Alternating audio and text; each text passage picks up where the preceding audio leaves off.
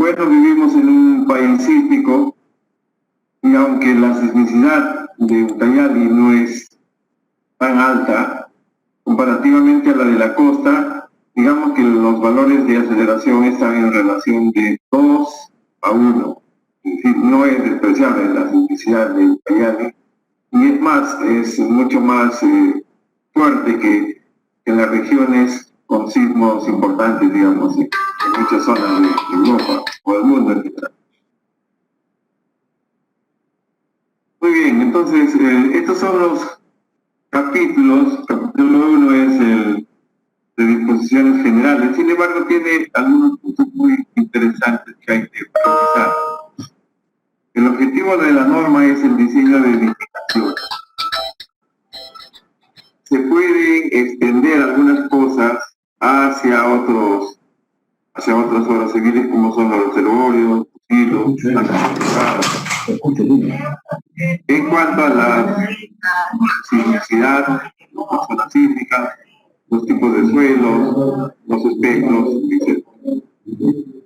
Sin embargo, es una norma específica de edificaciones. Tras estos conceptos de filosofía y principios de diseño, las normas en el mundo tratan de presentar las buenas intenciones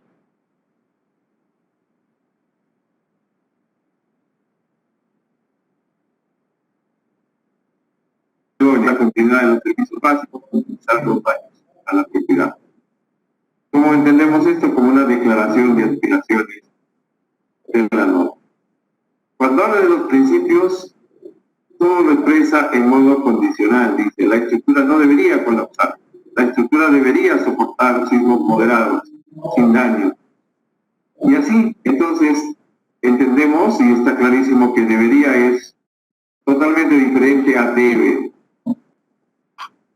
Y cuando en el punto C dice, para edificaciones esenciales se tendrán consideraciones especiales, no dice cuáles son esas consideraciones especiales. Entonces, nuevamente, los principios expresan un deseo de la comunidad de ingeniería. Las estructuras no deberían colapsar. Sin embargo, usar y aplicar una norma no garantiza que esto suceda. Entonces, este es el modo condicional en donde están expresados los deseos de las normas en el mundo y bueno, y nuestra norma también. Cuando la norma habla de la concepción estructural sismo resistente, se refiere a varios conceptos que hacen saludables las estructuras que aumentan el nivel de confiabilidad del diseño de ingeniería. Por ejemplo, las estructuras regulares tienen un muy buen desempeño durante los terremotos, más allá de las predicciones numéricas. Una estructura podría tener rigidez, ductilidad, resistencia y comportarse bien en un terremoto gracias a la regularidad. Y podría tener similares valores de rigidez, ductilidad, resistencia y sin embargo comportarse mal en un terremoto debido a la irregularidad.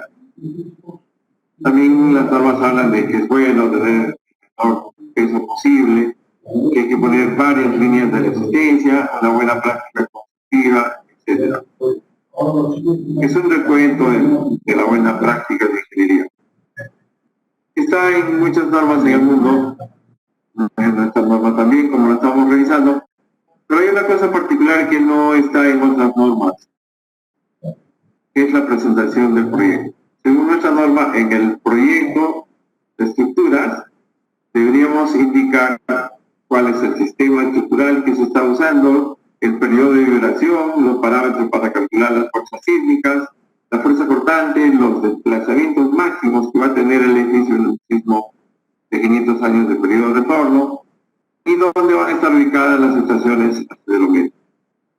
A excepción de este último punto de estaciones acelerométricas, los anteriores parecen extraños en un proyecto de ingeniería, ¿sí? Que los planos tengan que decir cuánto se va a desplazar el edificio. Sin embargo, esto fue un acuerdo del comité para dar un poco mayor énfasis a estos criterios de desplazamientos, de calcular los periodos, de ordenar un poco el trabajo de ingeniería. Peligro sísmico. Muy bien. Miren lo que se pensaba del peligro sísmico en el año 63. Se pensaba que Arequipa tenía la mayor sismicidad del país, luego la zona en amarillo y luego la zona en verde. Esa era una representación errada a las luces de lo que hoy conocemos. Sin embargo, esa era la percepción de la ingeniería de esos años.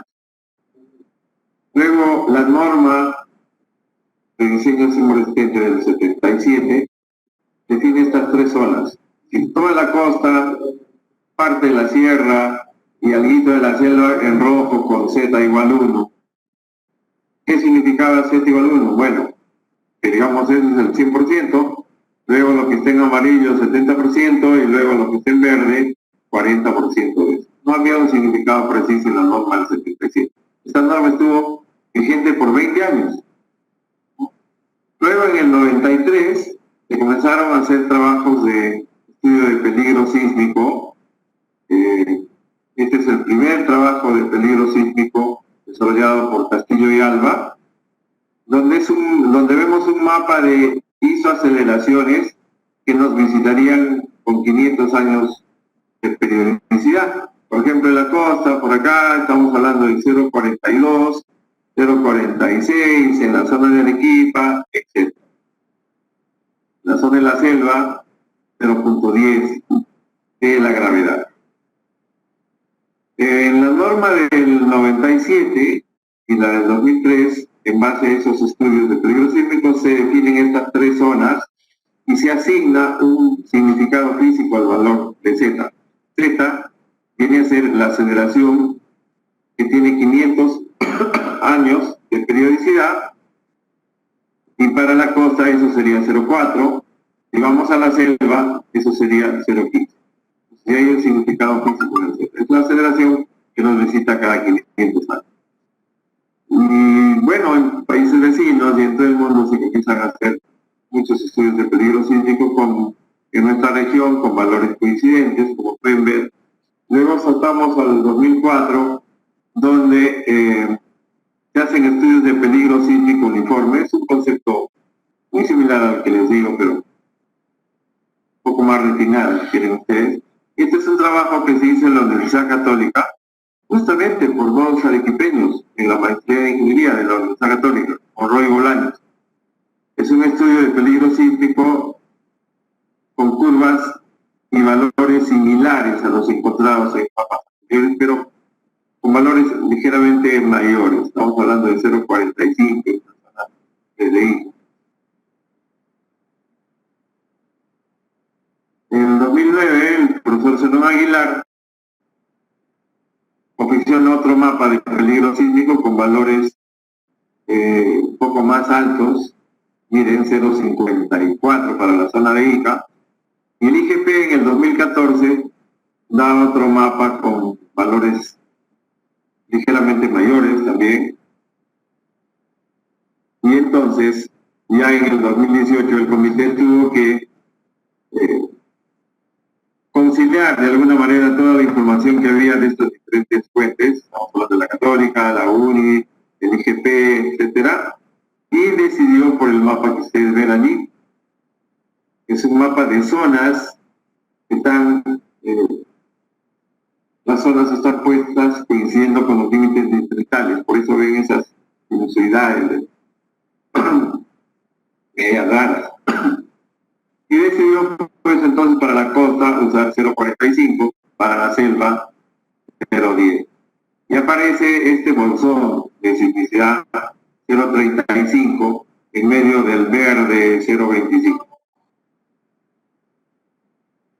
Entonces, fíjense cómo ha evolucionado la percepción de la sismicidad a lo largo del tiempo. Ahora, con muchos estudios de peligro sísmico, podríamos decir que bien se ve el mapa del 2018 de la norma peruana, si lo comparamos con el del 63. Pero bueno, cada mapa es la consecuencia directa del estado de conocimientos del momento. ¿Sí? Con lo que se conocía es la historia de la ingeniería, con lo que se conoce se tienen que hacer cosas. No esperamos tener la verdad absoluta para hacer cosas. Realmente esa es la historia desde siempre de la ingeniería.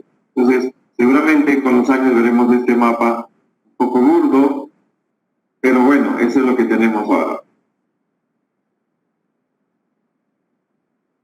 La norma también me alerta de algunos efectos muy conocidos, por ejemplo el de amplificación topográfica en zonas elevadas. La aceleración o el efecto de los sismos sobre las estructuras es mayor que en zonas bajas planas. Por otro lado, cuando tengo un depósito de suelo dentro de un vaso rocoso, el suelo se va a mover mucho más que en la zona de afloramiento rocoso. Este efecto se le llama como efecto del vaso geológico.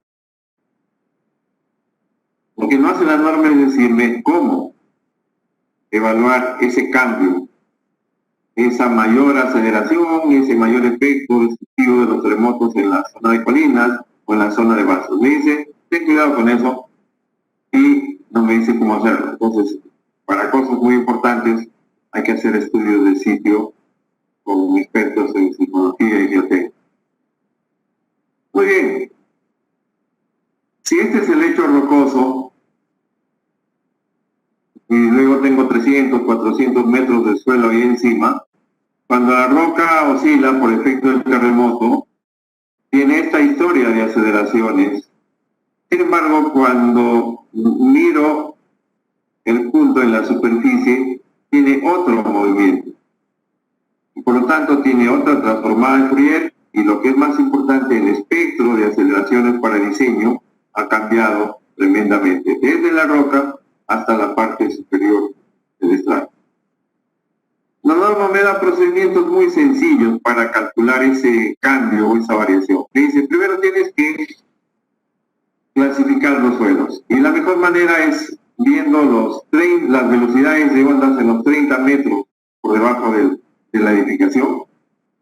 Entonces, si me dice, tiene velocidades más de 1500, ya es una roca. Por ejemplo, si tienes velocidades entre 180 y 500, es un suelo tipo S2. Si tienes velocidades menores que 180, es S2. Como no siempre es posible hacer estudio de velocidades y ondas, me dice, bueno, puedes recurrir al número de golpes o a la resistencia al corte en condiciones ordenadas y usar estos valores diferenciales para clasificar el perfil del suelo desde el punto de vista dinámico. Como en un perfil yo puedo tener varios estratos y las velocidades pueden cambiar, o el número de golpes pueden cambiar con la profundidad, o igual la resistencia al corte. Entonces me dice, tienes que hacer una especie de ponderado. Está acá con esta expresión, para las velocidades, para los Ns o para la resistencia. Y con eso tú determinas cuál es el perfil del suelo desde el punto de vista dinámico, y yo te voy a dar un espectro, te voy a dar las reglas para que diseñes la edificación según ese perfil del suelo. Parece muy simple. De hecho, el procedimiento es muy simple, pero tiene muchísimas opciones a nivel mundial este procedimiento. No basta con mirar los 30 metros por debajo de la edificación. Por eso mismo tener un suelo medianamente compactado, medianamente denso, perdón, en los 30 metros, que tener pues 80 o 200 metros de ese mismo suelo. La dinámica del estrato cambia considerablemente. Parámetros de sitio. La norma va a decir, bueno, una vez que ya sabes cuál es el perfil del suelo, yo te voy a dar un espectro, que es esta curva en azul.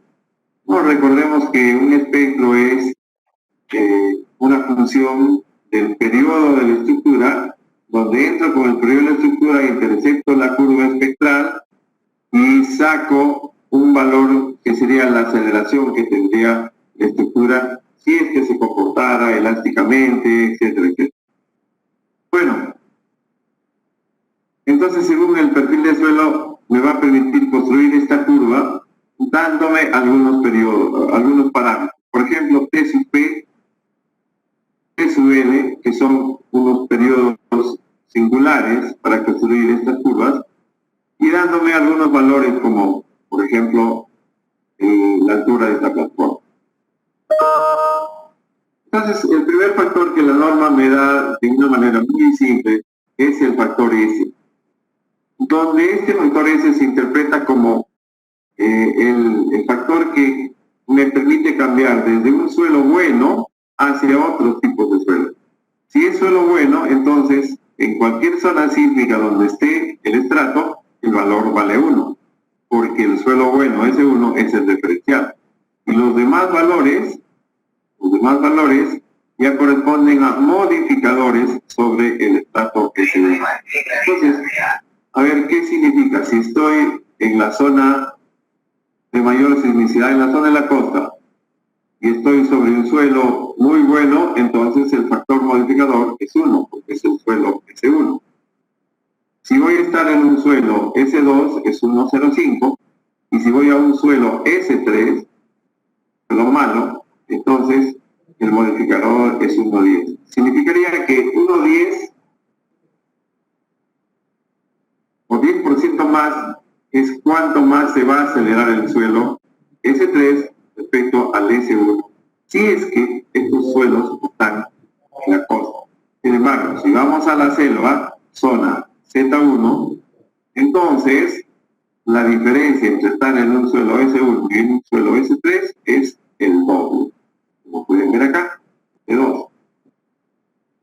Luego también me da los parámetros T sub P y T sub L, como hemos dicho, allí está, que junto a otro valor de C, que se llama factor de amplificación dinámico, que es una función que va a permitir construirlos. ¿A qué se debe que el factor S vaya creciendo conforme vamos a la costa? Miren ustedes, bueno, S3, en la costa 1.1, conforme voy a la selva 1.2, 1.4 y 2. La explicación tiene que ver con el comportamiento de los suelos en terremotos.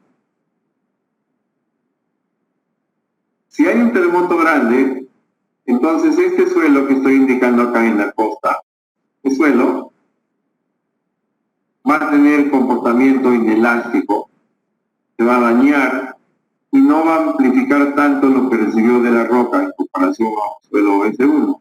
Sin embargo, si ese mismo suelo, hipotéticamente, lo lleva a la selva, idéntico estrato de suelo, este suelo va a recibir unas ondas muy cansadas, porque los terremotos en la selva son muy pequeños, porque son muy profundos o porque están muy distantes.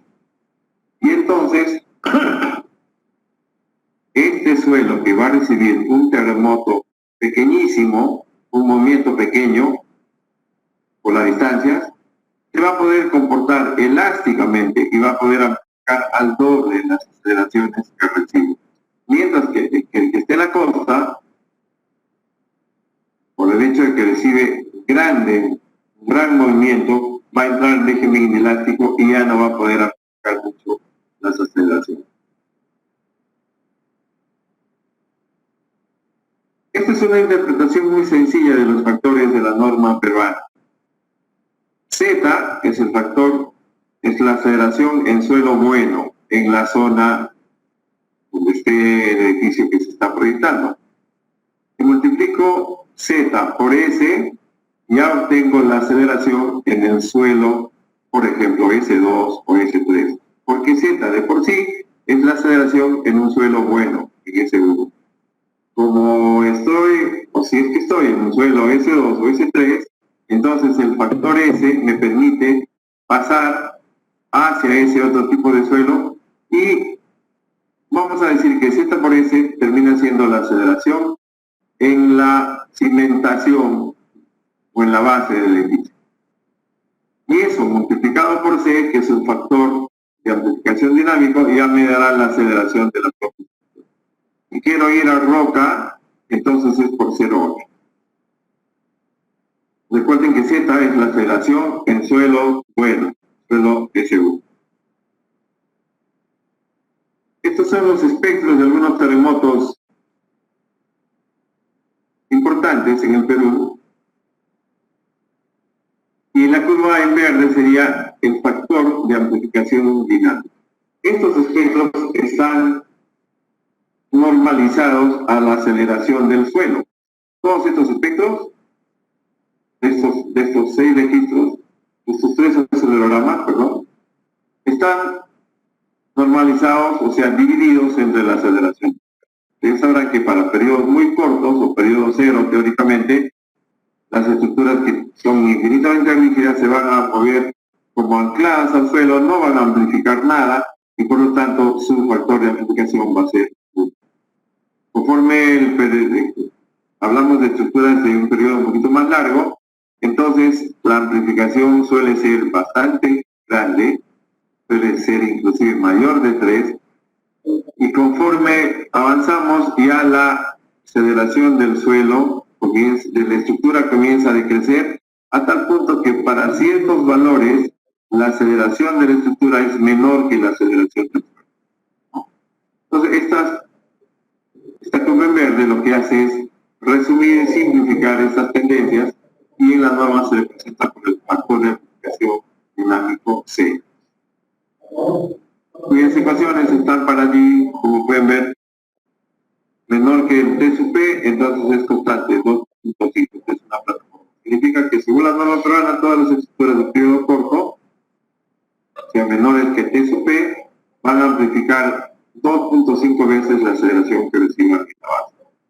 Etcétera, para cada tramo tenemos una ecuación, Hay algo importante que no debo olvidar decirles. Este periodo T sub L, para nuestro país y para toda nuestra región sísmica, estamos hablando de Perú, Chile, es un valor en suelo bueno de 2.5 segundos. Sin embargo, si uno mira las normas americanas, hay regiones en Estados Unidos donde este 2.5 es pues 8, 10 segundos. Entonces los signos no son iguales en todos los lados. Este es un espectro ajustado a nuestro país. Y ahí tenemos una comparación. Por ejemplo, si estamos en suelo S1, en la costa, o en la sierra, o en la selva, miren cómo van decreciendo los espectros, los valores espectrales. Si estoy en un suelo S3, en la costa, en la sierra o en la selva. Quiero que noten algo importante. Si alguien me dice es un suelo S1 y tengo una estructura de un segundo periodo, entro con un segundo periodo y saco un valor de ¿cuánto podría decir yo acá? 0,4 o algo así. Sin embargo, si no estaba en un suelo S1, si no estoy en un suelo S3, un error en el estudio de suelos, entonces ese valor se ha transformado en el triple. En un segundo periodo, mire, estoy en 1.25. Bastante diferente.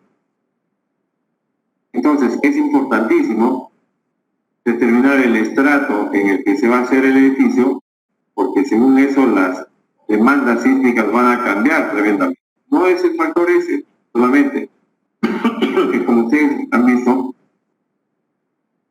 para el caso de la costa, esta columna, estar en S1 o estar en S3, el valor de S es solamente 1.1, o sea, 10% más. Sin embargo, la forma del espectro de esta plataforma, que solo va hasta 0.4, o esta plataforma que se va hasta 1 segundo, hace que los edificios que están en esta zona pues cambien drásticamente su demanda.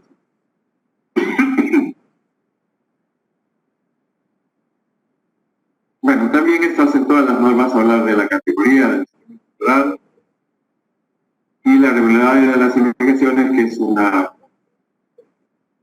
cosa muy especial de nuestra norma de la CIMON. La norma establece categorías. Por ejemplo, habla de las edificaciones esenciales. ¿Qué es una edificación esencial? Aquella cuya función no debería interrumpirse después de un sismo severo. Y dentro de las esenciales, distingue dos. A uno que son establecimientos de salud, públicos o privados, de segundo y tercer nivel, según lo establece Ministerio de Salud. Y en ese caso, la norma nos va a exigir que sean edificaciones con aislamiento químico. Las otras edificaciones esenciales, como la A2, por ejemplo, aeropuertos, estaciones ferroviarias de pasajeros, sistemas masivos de transporte, etcétera, etcétera, cuarteles, instalaciones de generación de transformación eléctrica, etcétera, etcétera, son esenciales. Entonces, debe diseñarse con un factor de 1.5. ¿Qué significa esto? Que si voy a diseñar, por ejemplo, un aeropuerto, entonces el factor tendría que ser 1.5 con relación a un edificio común. Es decir, tendré que pensar que la fuerza del sismo es 50% más grande que en comparación a un edificio común. Esto es de la norma de 2018. También están las edificaciones educativas. Las edificaciones educativas que, gracias a Dios, a partir de las que se diseñaron con el código del 97 en adelante, nos ha ido muy, muy bien como país. Las edificaciones educativas ya no se han dañado como antes. Es más, casi como que ni se han dañado para nada, notorio, imperceptibles. Gracias a estos cambios, entre los cuales está pues este factor de importancia de 1.5 para los locales escolares.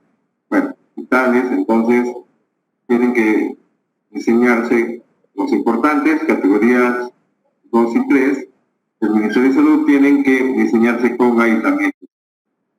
Colegios son esenciales, categoría 2, y tienen que tomarse las precauciones, además de una mayor fuerza sísmica, una mayor rigidez. Aeropuertos, categoría 2.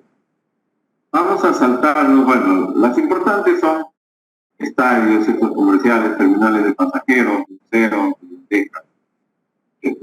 Y las comunes son los servicios de vivienda, oficinas, cuyo valor es 1, es decir, es el término de comparación.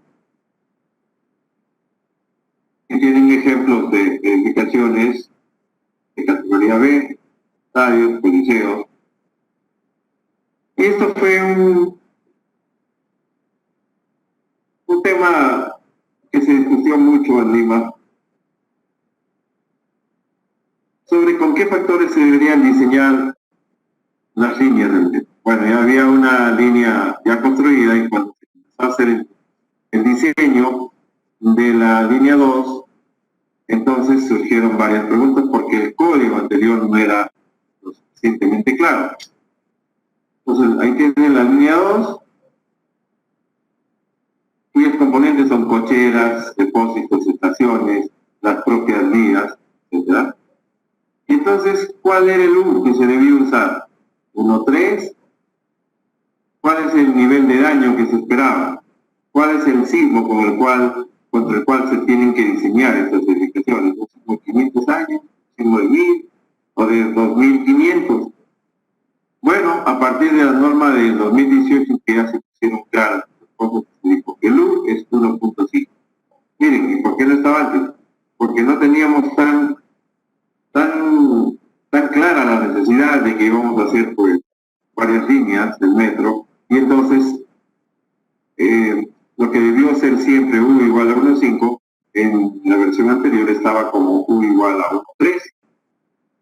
Bueno, eso ya se arregló, ya estamos con lo que son las estaciones de los metros y las líneas mismas. Los sistemas estructurales. Este es un edificio de pórticos, este es un edificio de muros, y luego la norma me dice, mira, cuando tengas muros, placas de concreto armado, vigas y columnas, entonces tienes que sacar un porcentaje. El porcentaje de la fuerza sísmica que se va hacia las columnas y el porcentaje de la fuerza sísmica que se va hacia los, ¿no? Si, por ejemplo, sumo todas las fuerzas en la base que van a los muros y divido entre la fuerza cortante total sobre el edificio y entre la... Según ese porcentaje, yo puedo decidir cuál es el sistema estructural que estoy usando. Puedo darle nombre al sistema estructural. Entonces, si se fijan, si es que el porcentaje de fuerza en las columnas es más del 80%, entonces digo es deporte. Si está entre el 30 y el 80, digo es dual. Y si es menor al 30%, ya digo es un edificio de puro muro estructural. Puedo verlo como el porcentaje de columnas o como el porcentaje de muros. Y este es un sistema estructural muy peruano. No, pues este sistema estructural no tiene cabida en un código como el ACI. No es posible, pues, desde la perspectiva del ACI, imaginar edificios con muros de 10 o 12 centímetros. En nuestro país los hacemos muchísimo y le tenemos buena confianza porque digamos que vienen de la arquitectura, de los usos de la albañilería estructural peruana, que bueno, luego por razones de relaciones de costos, etcétera, se sustituyó el ladrillo por el concreto armado y se dijo, bueno, vamos a seguir haciendo muros de 10 o de 12. La comunidad de ingeniería tiene la esperanza de que estos edificios tengan buen desempeño, porque son edificios muy rígidos y son edificios bajos. Ya, según las últimas indicaciones de la norma, ya no podemos hacer edificios de más de 8 pisos. Es decir, estos al final de cuentas, ¿qué cosa van a hacer? Muros de 8 pisos, edificios de 8 pisos, con muchísimos muros. No hay tabiquería acá, todos son muros estructurales.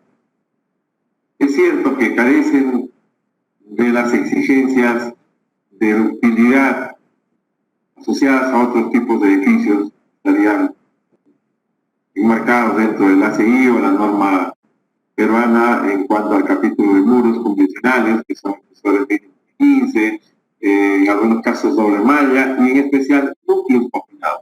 Estos muros no tienen núcleos confinados, un refuerzo adicional. En general, todo el muro no tiene confinamiento. Según nuestra norma, estos edificios solamente se pueden hacer hasta 8 pisos. Ahora, ya no se pueden hacer mix de muros convencionales hasta no sé qué, hasta el sexto piso y de ahí todo para arriba y eran muros delgaditos. Ya no se puede. Estructuras de acero las hacemos muy poco en nuestro país, poquísimo realmente, centros comerciales, uno que otro edificio de vivienda, muy raro realmente. ¿Qué me dice esta tablita? Según la categoría, según la importancia del edificio, puedes usar estos sistemas estructurales y también te prohíbo que uses estos otros. Por ejemplo, para las edificaciones A1, estamos hablando hospitales muy importantes, ya van al caso de aislamiento sísmico, de las zonas 4 y 3, de mayor sensibilidad peruana. Pero si son edificaciones A2, locales escolares, pabellones de universidades, etcétera, puedes usar estructuras de acero, puedes usar estructuras de concreto, pero sistema dual, muros de concreto armado. No puedo usar pórtico, no puedo hacer un local educativo de puro pórtico, porque sabemos que los sistemas estructurales que se dañan o colapsan en los terremotos son los sistemas de pórtico. Son muy útiles, sí, pero la utilidad no les alcanza para sobrevivir en grandes terremotos. Por eso es que la norma prohíbe hacer edificaciones esenciales A2 de pórticos. Y vamos a irnos a la categoría C, viviendas, oficinas. Bueno, puedo usar cualquier sistema estructural, no tengo restricciones. ¿Qué es el coeficiente básico de reducción de fuerzas sísmicas? Si por ejemplo voy a diseñar un puente, entonces digo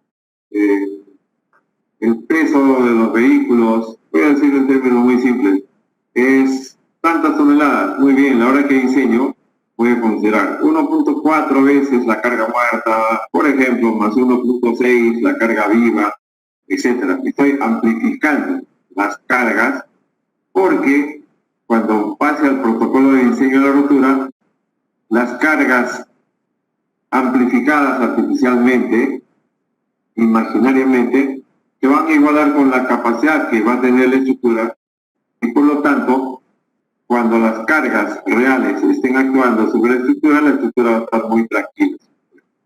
En el caso del diseño sísmico, la cosa es al revés.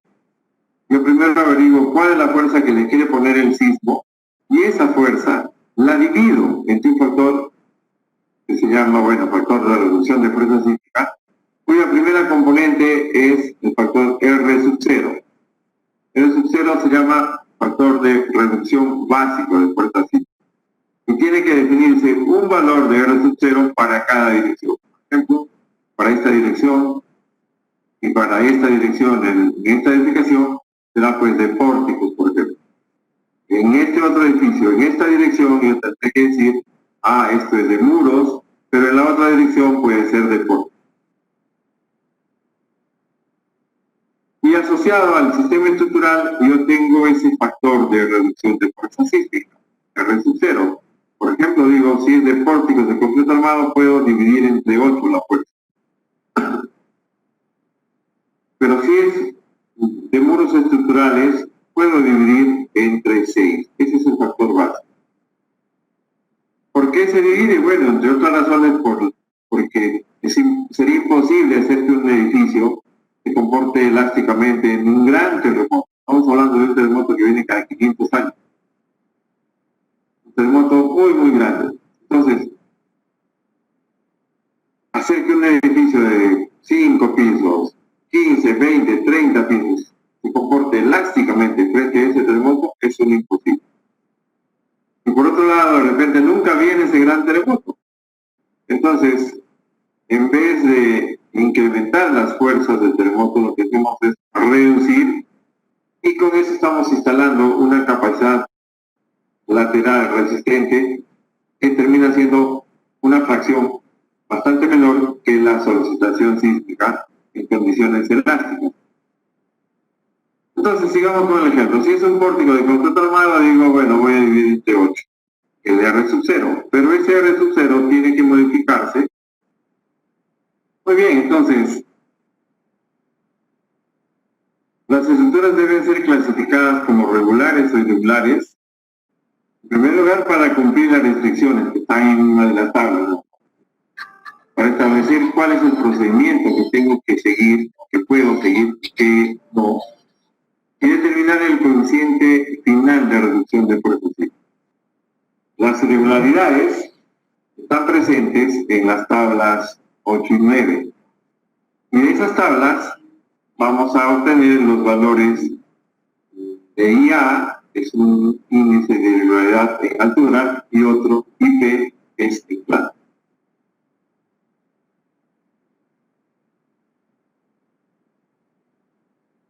Ahí están los factores de irregularidad.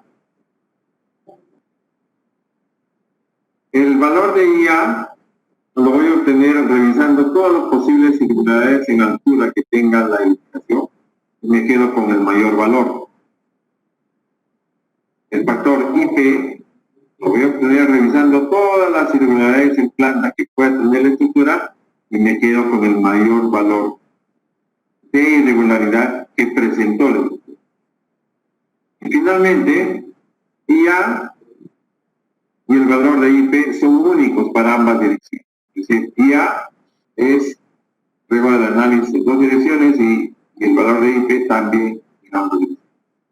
Finalmente, cuando ya tengo estos valores, IA, IP, ya puedo calcular el factor de reducción final como R sub 0 por IA y por IP.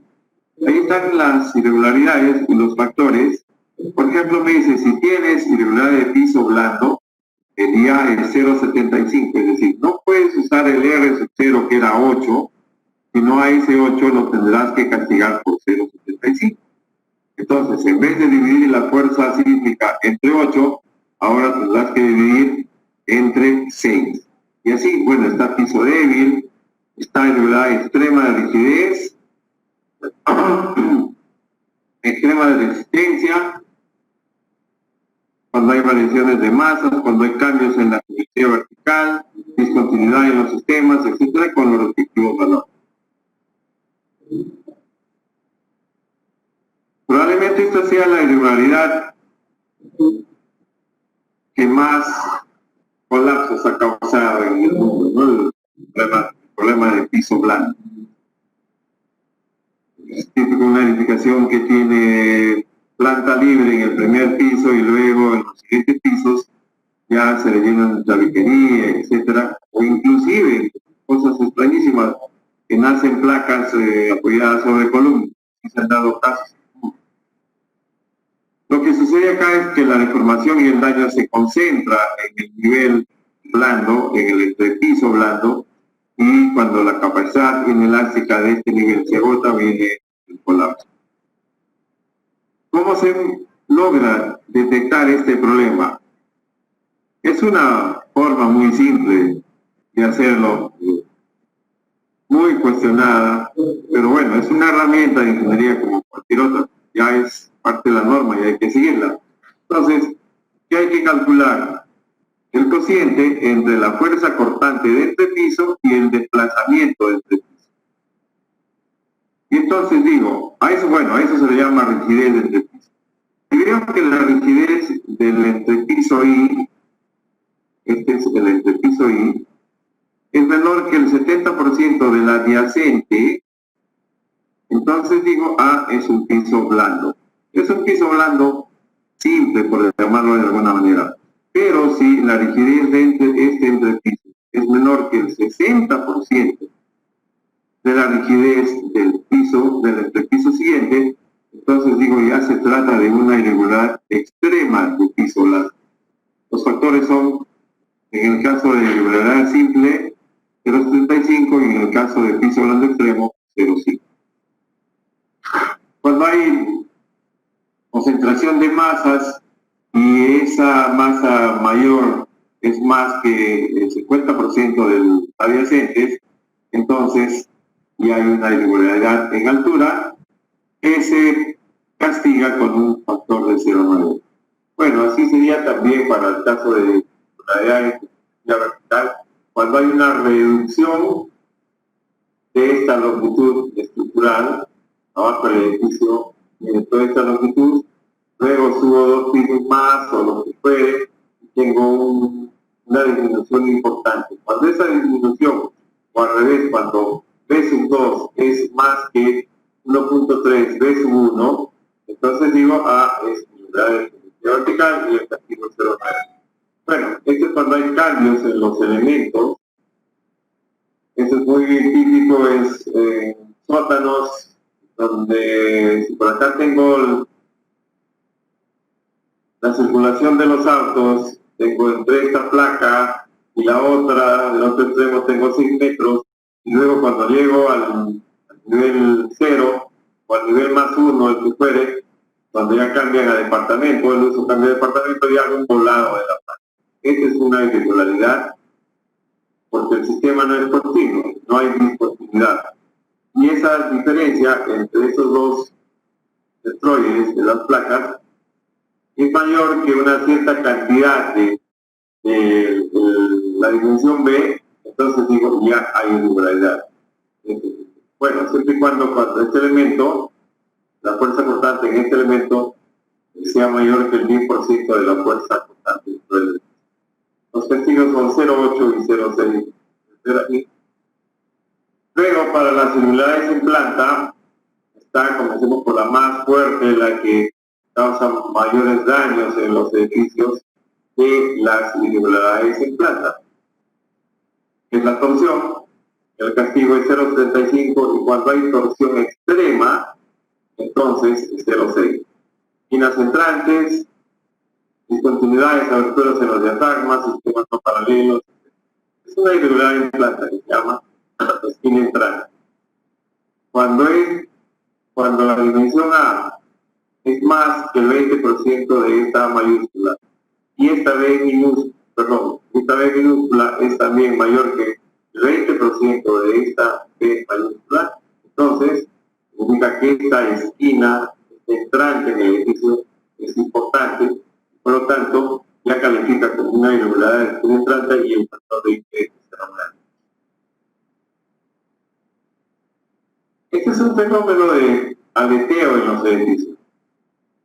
Cuando viene el sismo, en esta dirección vamos a imaginar. Entonces, esta zona comienza a aletear, a moverse, más que esta otra, y hay un daño en el diafragma. Un daño en el diafragma y toda la distribución de cuerpos internos cambia tremendamente. Esto sería una esquina entrante enorme. Este es un edificio en el terremoto del 85 en Ciudad de México, con un daño severo por estas causas. Esta es una foto que ganó un Pulitzer, dos presidentes, como en un vals. Imagínense si estos dos bloques estructurales pudieran moverse sincrónicamente como en un vals. Eso sería así, sería fabuloso, porque esta conexión no se dañaría. Sin embargo, como ese suceso es literalmente imposible, lo que va a suceder es que un edificio va a estar a un lado, el otro al otro lado, y en las sucesivas oscilaciones relativas que hagan entre ellos, pues esto se va a dañar tremendamente. Entonces, aquí tienen casos de edificios regulares, en este caso porque esta entrada no es muy pequeñita, y aquí de edificios irregulares porque esta entrada sí es mayor que el 20%.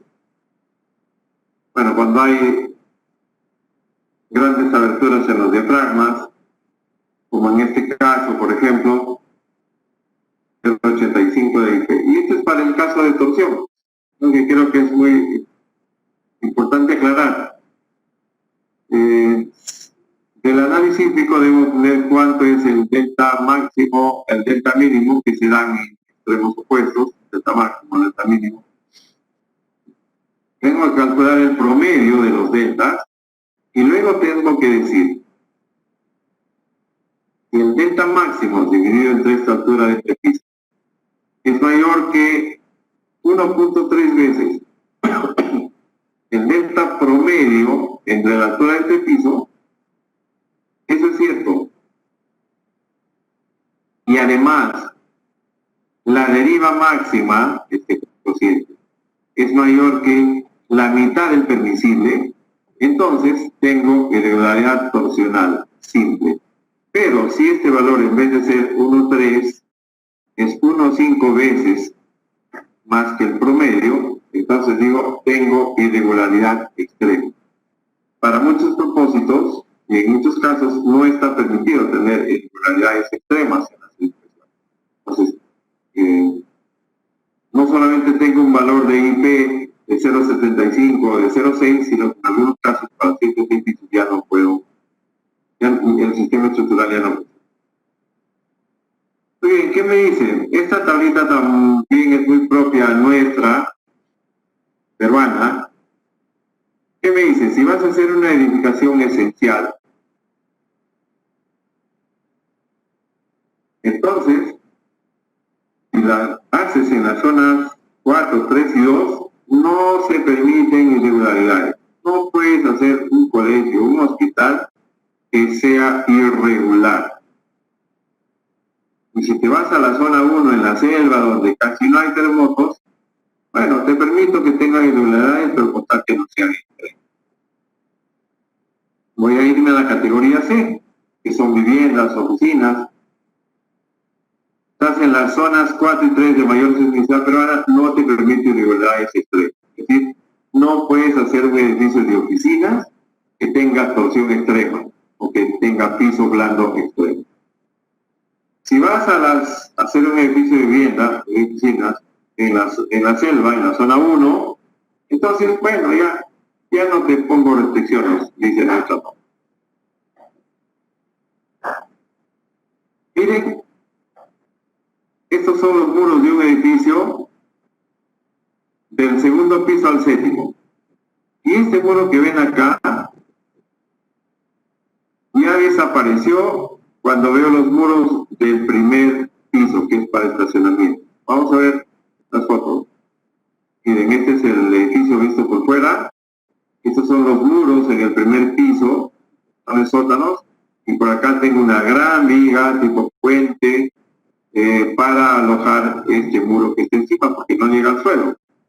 A esto se le llamaba sistema de transferencia y en algún momento hasta se hacía alarde de este sistema, pero es muy penoso que nos haya sucedido esto como ingeniería, como país, porque esta es una irregularidad que tiene grandes daños, que produce grandes daños en los edificios y es sinónimo de colapso en muchísimos casos.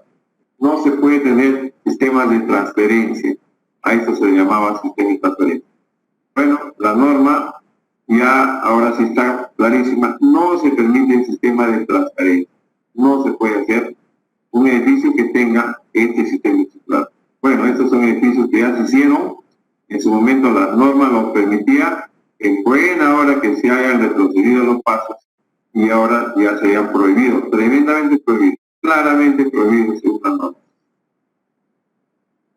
Entonces, ¿cuánto reduzco las fuerzas sísmicas? Bueno, ya determiné el R0, determiné el IA, el IP, multiplico y ese es el R. Entonces, un R que fue 8 para un edificio de pórticos perfecto, con un IA de 0,75 ya está como 6. Y luego, por ahí con otro 0,9 de algo de IP, estamos hablando de el R final termina siendo 5.4. ¿No? Con lo cual, la intención de la norma es, primero, que los edificios irregulares no deberían hacerse. Una manera de penalizar los edificios irregulares. Y bueno, desde el punto de vista, digamos, de esperanza de la norma es que los edificios irregulares tengan mayor resistencia y esa mayor resistencia ojalá les alcance para comportarse a la altura de un edificio regular. La norma dice, puedes usar aislamiento sísmico y puedes usar disipación de energía en tu edificio. Y hace referencia a la ASCE 7 vigente. Sin embargo, ya tenemos una norma de aislamiento sísmico, entonces, que es del 2019, posterior a esta norma de diseño sismo resistente del 2018. Entonces, ¿la norma me permite usar aislamiento sísmico? Claro que sí. ¿Y con qué debo diseñar? Con la norma E031 peruana de aislamiento sísmico. Y disipación de energía, todavía no tenemos una norma de disipación de energía. Bueno, tendré que recurrir a este documento, que es el ASC 7 de 2016. Análisis estructural. La estructura regular es el total de la fuerza sísmica actúa independientemente en dos direcciones ortogonales. Para estructuras irregulares, la acción sísmica ocurre en la dirección que resulte más desfavorable. Es decir, la norma me está obligando a buscar la orientación del sismo que le haría mayor daño al sismo. También me indica que tengo que considerar fuerzas sísmicas verticales en vigas, pues de grandes luces, en volados, etc. Modelos para el análisis. Los elementos vigas, columnas, se modelan como elementos de, en el argot de los programas de computación serían pues frames. Los muros se modelan como elementos 2D, shells. Y si el sistema de pisos es lo suficientemente rígido, como el caso de las losas macizas o las losas aligradas, entonces uso un diafragma rígido por cada nivel. Si no tengo un diafragma rígido, entonces lo que tengo que considerar es que la fuerza ya no se distribuye de acuerdo a la rigidez, porque ya no hay un diafragma rígido, sino por una especie de área tributaria. Y la fuerza a este pórtico que corresponde es proporcional a esta longitud. En el caso de un entablado, por ejemplo, que no es muy propio en nuestro país, pero sí varios de nuestros vecinos, entonces la fuerza en esta columna es proporción de esta área, la fuerza lateral. ¿Cuál es el peso que va a estar presente cuando venga integrante de 500 años? El valor probable es que sea el 100% de la carga muerta más un porcentaje de carga viva, que para las indicaciones esenciales, importantes, entonces estoy hablando del 50%. Para edificaciones comunes, por vivienda, solo hay que considerar que cuando venga el sismo, la carga viva presente va a ser el 25%. Para los CN es el 80%. Procedimientos, me da 2 procedimientos de análisis tácticos y dinámicos total. En ambos procedimientos yo tengo derecho a usar un modelo elástico, simple, lineal, y con fuerzas pequeñitas, reducidas por el factor R. De tal manera que como he reducido las fuerzas en el computador, por decirlo de una manera muy simple, la estructura va a poder ser elástica. ¿Por qué le estoy aplicando las fuerzas reducidas? Hay un análisis en tiempo e historia que la norma ha dejado bien claro que puede usarse con fines de verificación, pero no es obligatorio hacerlo. En cualquier verificación, por más importante que sea, la norma no me obliga a hacer un análisis, ni menos usarlo como un instituto de los documentos. El análisis estático, bueno, comienza con este cálculo tan simple, que fíjense que resume muchísimos conceptos y es como que un tributo a la simplicidad que siempre está presente en la ingeniería. Me dice, calcula la fuerza sísmica en la base del edificio con estas 4 multiplicaciones, una división y una multiplicación más. Así vas a calcular la fuerza sísmica y este valor de B lo vas a usar para calibrar, para ajustar los resultados del otro método más sofisticado que es el análisis central por superposición central. Entonces, ¿qué cosa tengo que saber? La zona donde está, el suelo, para qué sirve, y cuál es el uso. Tengo que tener el periodo fundamental para obtener el factor C, tengo que tener el peso del edificio y, por supuesto, el sistema estructural, el de pórticos, estructural, el de muros, etc., porque voy a hacer una edición. Y algunas comparaciones muy simples. Todos estos ya son edificios que se han hecho. Se cambiaba el nombre. Edificio alto, por ejemplo, 10 pisos en la costa, el suelo, seguro. Muy bien.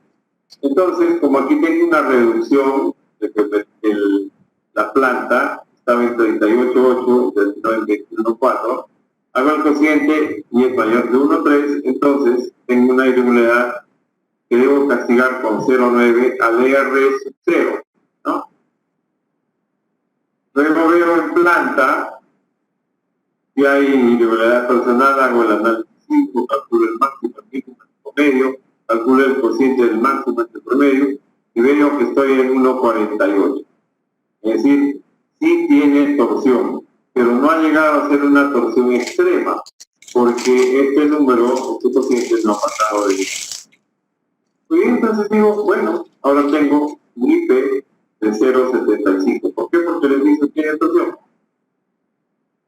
Entonces calculo el nuevo R y A por IP por el R sub 0, 0.9 por 0.5 por R sub 0, 0.675. Con la norma del 2006 habría usado 0.75 del R sub 0, no 0.675. Yo quiero saber cuánto más de fuerza hay ahora que antes, entonces calculo este valor y según la norma actual debería diseñar con 25% más de fuerza que la que usé en el 2006.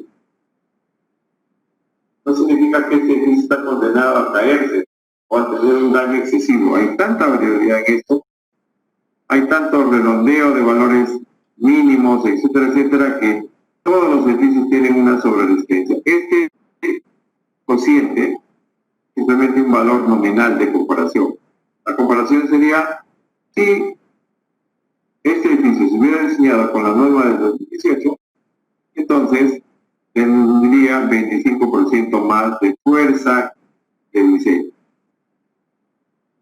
Este es otro edificio beta de 8 pisos, que tiene grandes aberturas y en altura es totalmente regular, entonces el IA es 1, y si veo el recuento para ver la cantidad de vacíos que hay, realmente son longitudes, veo que sí tengo en irregularidad por discontinuidad del diafragma 0,85. Entonces hago los cálculos y digo, 2018 contra 2006, 0,87. Es decir, este edificio, si se hubiera diseñado hoy, entonces se habría diseñado con menos fuerza que antes.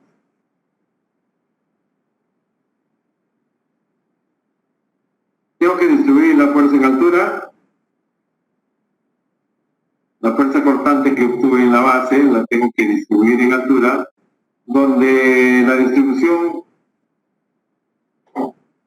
es una línea recta, entre comillas, si es que el periodo de crisis es menor que 0,5, pero también puede, el exponente K de esta distribución puede modificarse ya no con 1, sino con un valor menor que 2 para periodos mayores a 0,5. Tengo que acompañar estas fuerzas laterales y unos momentos torsores que se obtienen como el 5% de la dirección perpendicular a la entrada del sismo multiplicado por la fuerza C. Periodo fundamental de vibración, tengo expresiones muy sencillas como las que vienen acá, que dan valores muy discrepantes, muy diferentes de lo que uno obtiene con un análisis de modos y frecuencias de vibración. Bueno, es obvio, solamente con la altura yo no puedo saber el periodo. Estimo el periodo de una manera muy grosera para los cálculos tentativos.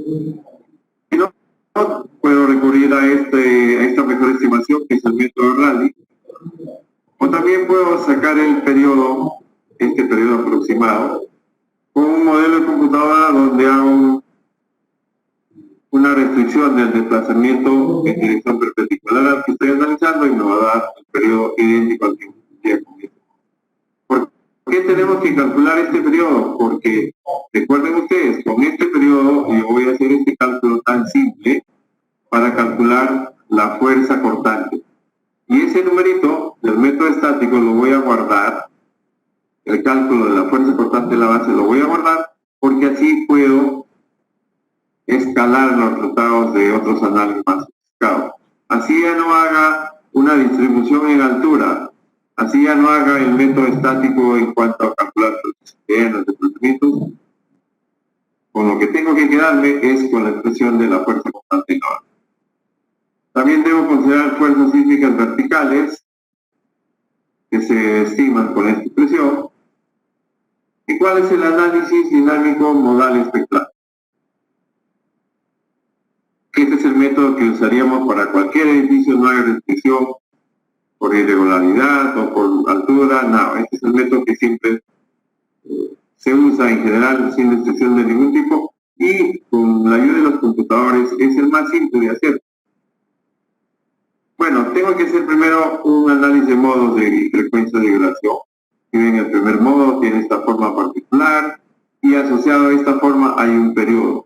El modo 2, que tiene otro periodo, el modo N, que tiene ya una forma de vibración ya más, con más cambios de signo en los desplazamientos laterales y que tiene un periodo mucho más corto que el primero.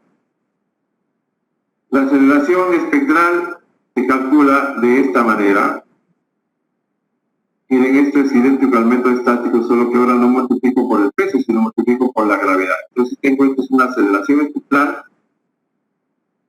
Si necesito hacer un análisis espectral en la vertical, bueno, es 2/3 de lo que tienen ahí arriba.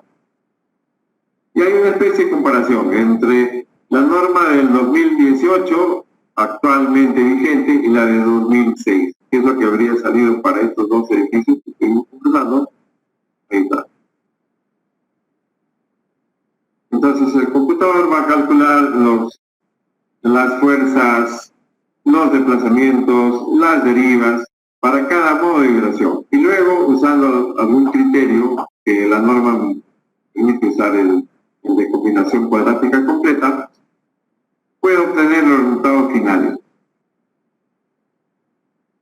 Resultados finales de fuerzas internas en los elementos o cortante en la base, por ejemplo. criterios de comparación. Este es el combinación cuadrática completa, ampliamente difundido y usado en todo el mundo, y este es un desarrollo nacional, pero que hoy es muy difícil de materializar en términos prácticos, ¿no? Porque los computadores o los programas de computación lo que traen es esto, que es el CQC. Listo, solamente para elegir y ya se hace la combinación.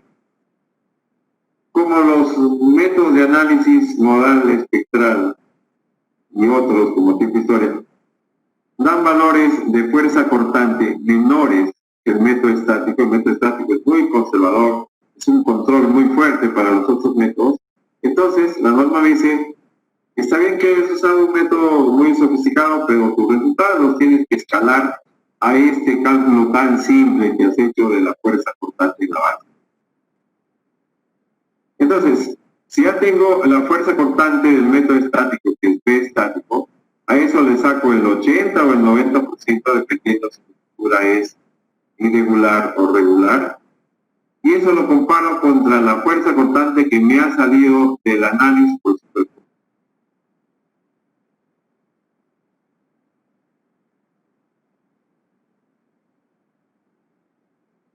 Espectral, este factor me va a salir mayor que 1, y ese es el factor que voy a usar para hacer crecer los resultados de fuerzas internas del análisis espectral. ¿Qué es lo que se ve acá? Fuerzas con las que voy a diseñar, ¿cuáles son? Las del análisis espectral, por combinación modal, amplificado por este factor Fe. Como ven, tiene que ser mayor que 1. Este factor. Tengo que considerar un posible movimiento del centro de gravedad de cada una de las plantas. ¿Cuánto? 5%. Es decir, lo que menos o lo que tiene probabilidad cero pues de ocurrir es de que durante el terremoto el centro de gravedad esté donde yo pienso que debe estar por los cálculos que hemos hecho. Imagínense con tanta variabilidad de densidad de los materiales, ubicación de tabiques, etcétera, etcétera. El centro de masas no va a estar donde lo pensamos por la misma carga viva, etcétera, y entonces la norma nos obliga a pensar en una posible diferente ubicación que se va a mover el centro de gravedad 5% a la izquierda, 5% a la derecha, o para el ingreso del sismo en la otra dirección, 5% para acá, 5%. Luego el análisis dinámico tiempo-historia, que tengo que conseguir señales representativas de los terremotos, y luego tengo que modelar el edificio, someter a estos registros de aceleración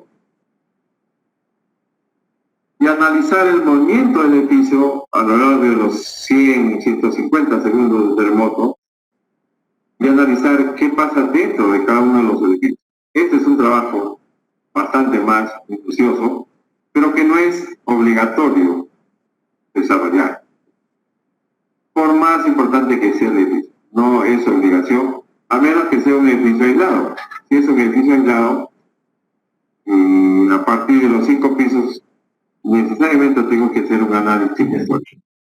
Pero para un edificio común y corriente sin aislamiento sísmico, no necesito hacer análisis de historia.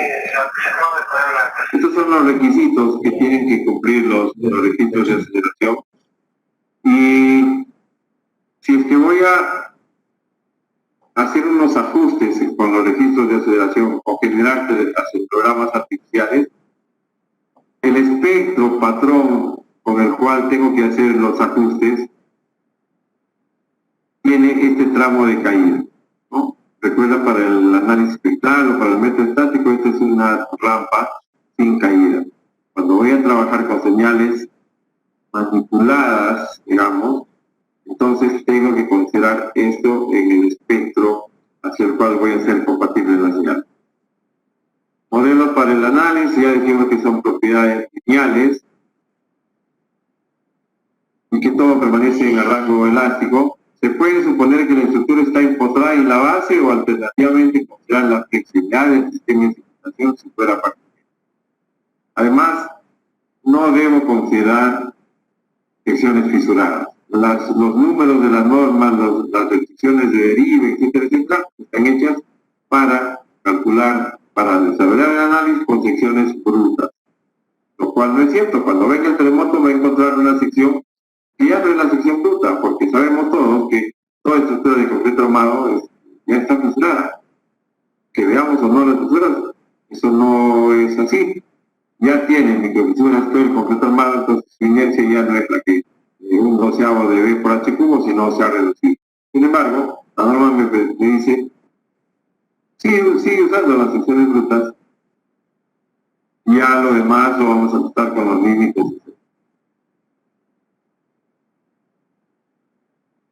Requisitos de rigidez, resistencia y de utilidad. Cuando hago el análisis sísmico con secciones,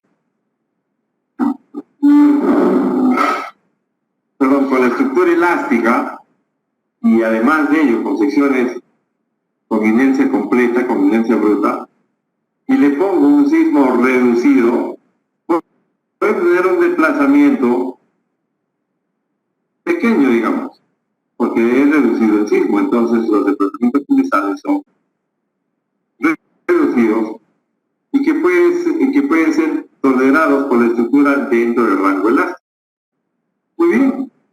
Yo quiero saber entonces, cuando venga el gran sismo y como que estructura no va a poder comportarse elásticamente, no va a pasar al rango inelástico, va a sufrir mucho daño, entonces quiero saber cuánto sería el máximo desplazamiento.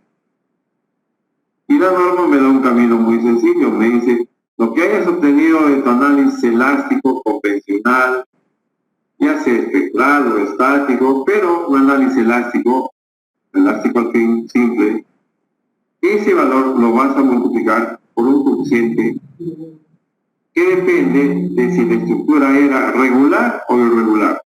Entonces vas a multiplicar por 0,75 si la estructura era regular.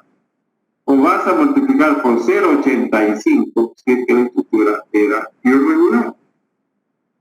Y de esa manera, el valor que obtengas es el desplazamiento que tendría tu edificio ya mostrando daño, poco o mucho daño, en un sismo de 500 años de periodo de retorno. Un sismo muy grande.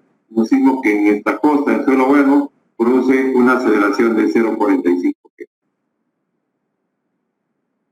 Miren este edificio, con daño moderado y sin pérdida de verticalidad. Ustedes se fijan, lo que se ha caído es el parapeto. Se ha caído el parapeto desde aquí hasta acá. Las columnas están muy bien. Este edificio se demolió en la zona del terremoto de Pisco. Pero miren qué especial. Aquí, en la figura inferior, si ve la foto inferior, veo una columna de concreto armado. Sí, efectivamente. Y en esta otra foto de la parte superior ya no hay columna. Es decir, este era un edificio extrañísimo. No tenía la columna estaba más atrás, no sé. Sin embargo, a pesar de todos estos defectos constructivos, el edificio quedó sin daño estructural fuerte. Se cayó el parapeto, sí, pero yo no veo un daño espectacular o daño severo, columnas cortas, no veo eso, ¿no? Miren, ellos no le dicen calcula cuánto es la capacidad de carga axial de esta columna. Dice, bueno, ¿cuánto vale el IPC? Ya concreto no hay, entonces la contribución del concreto cero. Los fierros, los aceros están pandeados, contribución del acero, cero. Total, teóricamente diríamos, esta columna resiste 0 toneladas, sin embargo ahí está cargando el techo. Con lo cual les quiero decir, la ingeniería sísmica es una disciplina, digamos con 100 años más o menos de vida, que se enfrenta a problemas de gran variabilidad. Y las predicciones de la ingeniería suelen ser alarmistas, gracias a Dios que son así. Porque en la realidad las cosas funcionan aparentemente mucho mejor como estos casos que les estoy mostrando, de cualquier ingeniero podría decir, bueno, este edificio se debió caer, no, ahí está. O esta columna, cualquier ingeniero diría, no necesito hacer más cálculos, la capacidad de carga de esa columna es cero. Sin embargo, ahí están soportando buenas toneladas. Este es otro caso, miren, en la zona fuerte del terremoto de Pisco, una esquina con un edificio, esta es la foto de la derecha es después del terremoto, un edificio casi impecable. Y la foto de la izquierda, con vecinos a pocas cuadras, completamente caído. Ha perdido el primer piso. Sí escucharon voces que, bueno, aquí hubieron algunas cosas no bien resueltas en cuanto a licencias, número de pisos, etcétera. No sé qué pudo ser cierto o no. Sin embargo, en términos objetivos, el desempeño es tremendamente diferente. Y no podemos echarle la culpa a la direccionalidad del sismo, al suelo o a la distancia epicentral, no. Son vecinos del mismo suelo, el mismo terremoto con un comportamiento totalmente diferente. La norma PROAR es una de las normas que exige mayor rigidez en sus edificios en el mundo. ¿Cuál es la manera como la norma exige rigidez? Es decir, que sus edificios no se deformen. A través de la deriva. Dice, divides el delta máximo en 3 alturas y te permito como máximo que eso sea 7 por piso. La deriva de entre pisos no debe pasar de un edificio deformado de 7 por piso. Si es, por ejemplo, de acero, 10 por 1000. Pero si es un edificio de concreto de muros de verticalidad limitada, los edificios de 10, 12 centímetros de ancho y de hasta 8 pisos de alto, bueno, la deriva no debe pasar de 5. Y si al hacer el análisis de un edificio convencional de concreto armado tienes 10 de deriva, bueno, ese edificio no funciona, tienes que ponerle más estructura, tienes que hacer crecer las placas, las columnas, las vigas, hasta que tu deriva sea 7 por 1000 como máximo. ¿Medida dónde? En el punto de mayor desplazamiento lateral, de piso. Pero los edificios se tienen que separar porque no hay ingeniería contra choque. Es decir, no tengo la receta ni las normas en el mundo, ni las normas tienen la receta para decir qué hacer para que el daño sea muy poco entre los edificios que se. No hay manera de predecir ni el daño ni de resolver o controlar el daño. Entonces lo que la norma me dice, tienes que separarte. ¿Y cuánto debe separarte? Hay dos formas de decirlo. ¿Cuánto deben estar separados los edificios entre sí? ¿Y cuánto debe separarse un edificio del límite de propiedad? Con las expresiones que están allí, por ejemplo, la separación entre dos edificios debe ser mayor a los 2/3 del desplazamiento de cada uno de los edificios en la altura donde se podrían encontrar. Como comprenderán, es poco probable que un ingeniero que hoy hace el proyecto de este edificio sea el mismo que hizo el edificio que está ahí al costado, que se hizo hace 30, 40 años. Entonces, esto es fácil de manejar y es muy útil cuando se trata de un condominio con varios edificios, algunos de los cuales son adyacentes. Entonces sí, el ingeniero tiene los valores de ambos desplazamientos y puede usar este criterio. Sumo los desplazamientos de ambos y por 2/3. ¿Por qué por 2/3? Porque es literalmente imposible que los dos edificios tengan su desplazamiento en el mismo instante y justo uno al encuentro del otro. Entonces eso no es factible, es remotamente probable, si quieren llamarlo así. Por lo tanto, la norma me permite reducir la suma de desplazamientos por un factor de 2. También debo considerar el 6 por 1000 de la altura y siempre mayor a 3 centímetros. Y además del límite de propiedad me debo separar 2/3 de mi desplazamiento lateral, este desplazamiento, esta separación debe ser los 2/3 del desplazamiento propio del edificio. Y además, lo que me debo separar de mi límite de propiedad es la mitad de todo el desplazamiento.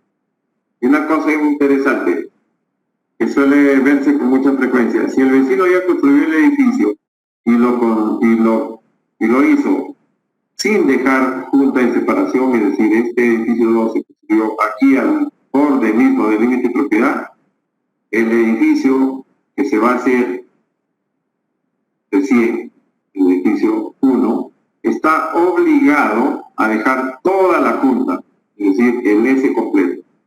Si el vecino no lo dejó, el edificio nuevo que se va a hacer está obligado a dejar la separación completa, es decir, por ambos edificios.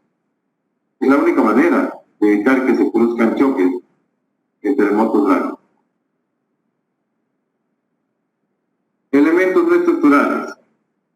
Miren el hospital de Pisco luego del terremoto del 2007. Miren.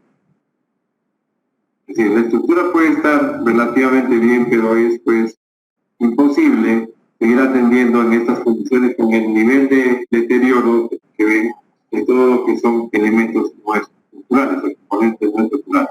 Miren cómo van los costos de la estructura con relación al costo de, por ejemplo, un hospital, veamos, ¿no? En países desarrollados es el 8%, por todo el equipamiento y equipos muy sofisticados que tienen los hospitales, cuestan millones, entonces pues la estructura es el 8% del resto de cosas que van dentro de los edificios hospitalarios. Por esa razón es importantísimo controlar el daño en los elementos estructurales. Una norma me da una forma muy simple, me dice, si estás en el piso I, entonces divides la aceleración de ese piso entre G, multiplicas por este coeficiente C sub 1, y por el peso ya tienes la fuerza que va a actuar sobre ese tabique o sobre el equipo tal fuera. Entonces, el factor C depende del importante. Por ejemplo, tabiques que están al borde de una fachada, hay que cuidarlos más, este factor vale 3. Tabiques interiores de la edificación, 2. ¿Sí?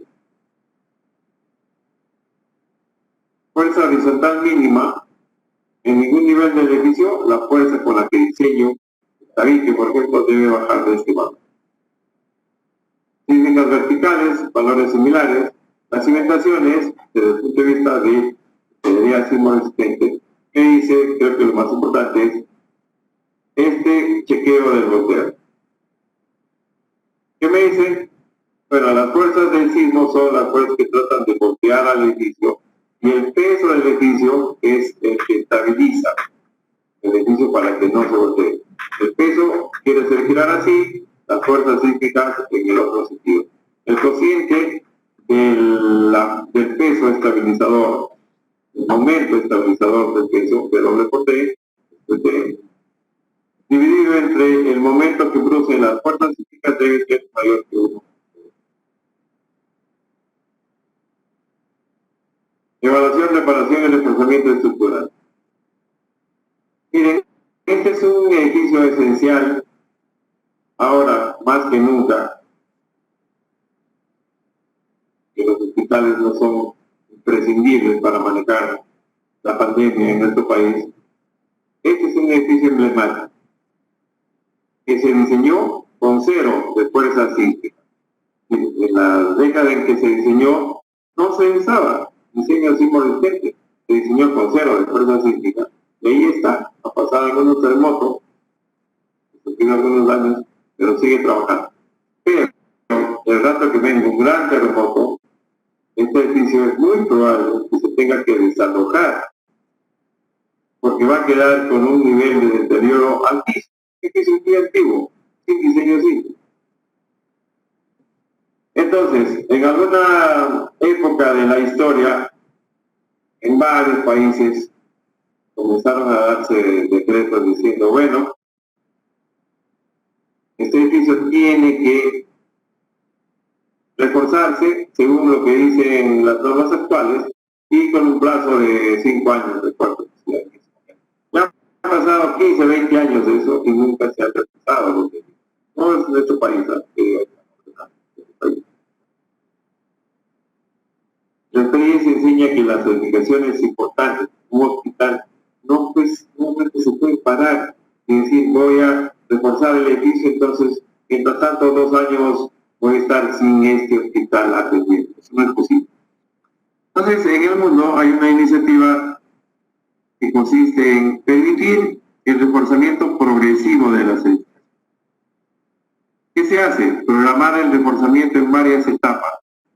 Una etapa puede darse en un año, luego de algunos años, 2, 3, 5, lo que fuera, otra etapa y otra etapa posterior, de tal manera que la vulnerabilidad se reduce paulatinamente.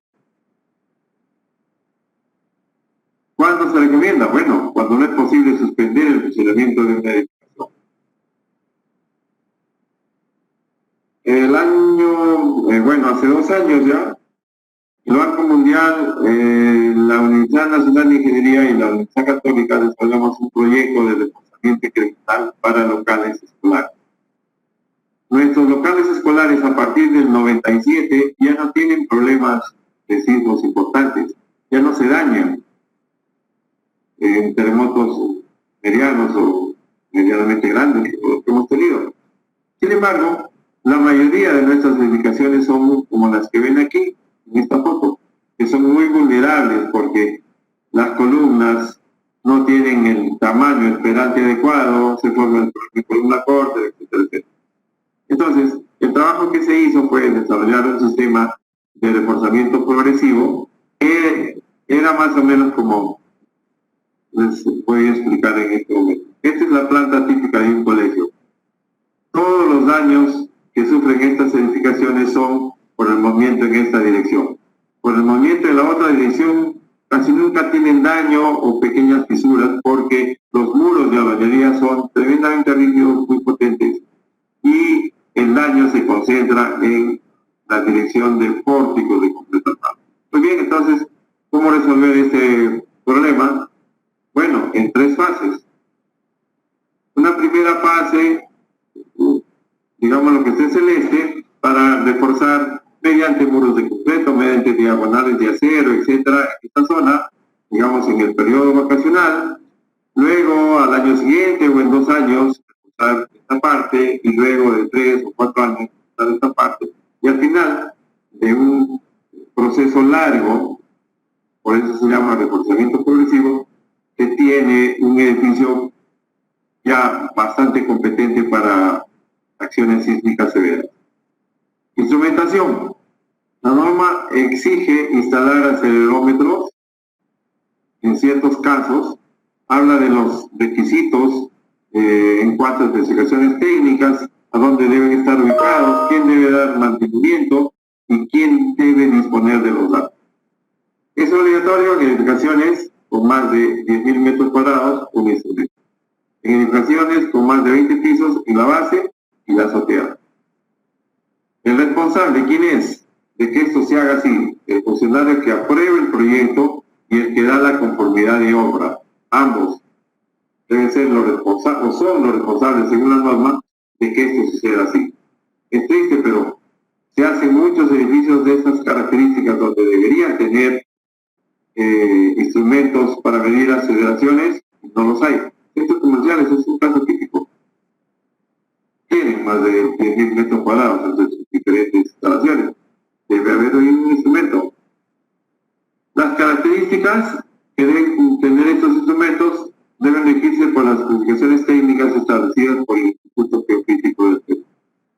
Muy bien, luego la norma tiene un anexo o procedimientos sugeridos para la determinación de las acciones sísmicas y luego el listado de las zonas sísmicas y los distritos que las conforman. Muy bien, muchas gracias por escucharme. Quedo a disposición de ustedes para las preguntas que quieran convenir. Muchas gracias. Muy bien, muchísimas gracias, ingeniero Alejandro Muñoz, por su presentación. Vamos a pasar a la etapa de panel y para eso en primer lugar vamos a ubicar a los panelistas. Está comprometido con nosotros esta noche dos ingenieros, Henry Jacob Vivar, que ya se encuentra presente. ¿No? Ah, no. Sí, está bien. Está presente. Ya, entonces, creo que podemos empezar con la etapa de panel. Le damos la palabra a Henry Jacob Vivar, comentarios y observaciones. Ingeniero, tiene la palabra. Buenas noches. No sé si me logra escuchar. Sí, muy claro, Henry. Buenas noches.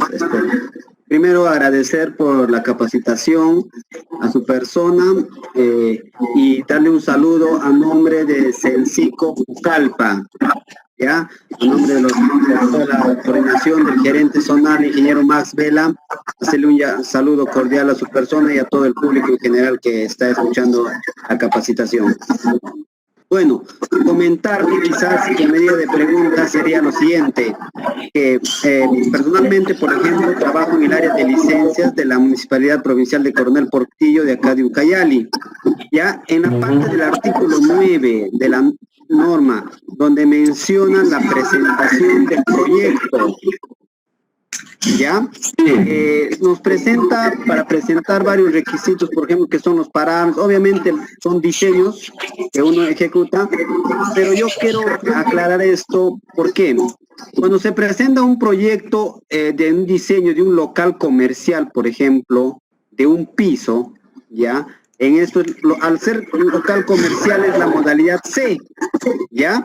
Esta modalidad C, la licencia de edificación estamos hablando, ingresa a la comisión técnica, donde viene a realizar la comisión del Colegio de Ingenieros. Evalúa y sigue esos parámetros obligatoriamente, sin interesar el área, ni los pisos, obliga todos estos parámetros que dice el artículo 9 de la norma a todas las edificaciones que entra a la comisión. Bueno, personalmente, yo pienso que debería, no sé cómo se aplica esto, por ejemplo, en la memoria de cálculos estructurales. No es igual como en los estudios de suelos, la obligatoriedad de tal área y los tal pisos, pero en los memorias de cálculos no es tan claro de cuántos pisos se debe presentar la memoria de cálculos, ¿no? O de cuál área teclada, por ejemplo. Y entonces eso quisiera que nos sacara un poco en el artículo 9, obliga a todos los proyectos que se pueden presentar sin interesar el área, o cómo estaríamos viendo esto en el artículo 9. Ya. ¿Qué parámetros, ingeniero? Todos los parámetros que menciona en el artículo 9, desde la A hasta la E, se obliga, no interesando el área. Eso es lo que va la pregunta. Por ejemplo, el desplazamiento máximo, todo. Eso siempre, sí, eso siempre se tiene que poner. No interesa el área ni el piso, No, sea un piso. No, porque se supone que cuando uno diseña un edificio, por más que sea de un piso, de 40 pisos, siempre tiene que hacer esos cálculos. Entonces, no hay... Yo voy obviamente nosotros lo vamos a hacer como ingenieros, lo vamos a sacar, pero al presentar es como si estuviéramos presentando en la memoria de cálculos, ¿verdad? Entonces, no, eso ven los planos, ingeniero. Esos parámetros tienen que ir en los planos.